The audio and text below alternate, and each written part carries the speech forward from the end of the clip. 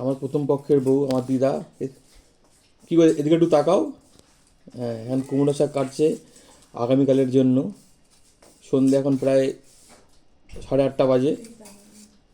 এক সেকেন্ড। কালকের জন্য কুমড়ো শাক কাটছে, কালকে রান্না হবে। এই আমার পোলা ঢুকলো। ও বউ, এই কুমড়ো শাকটা কী দিয়ে কালকে রান্না করবে একটু শুনি। বড়ি আছে, দাঁড়াও, তারপরে বড়ি, কুমড়ো, আলু, মানে যত সব আছে দেব তরকারি। আর কি ফোড়ন দেবে? এইটা হ্যাঁ, কালো জিরা, জোরে বলো। কালো জিরা, ধনে। ফোড়ন দিয়ে রান্না হবে তাই তো?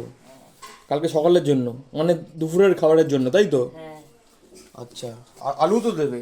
হ্যাঁ, সব দেবো। সমস্ত কিছু দিয়ে হ্যাঁ, এটার কি করবে? তরকারি। তরকারি।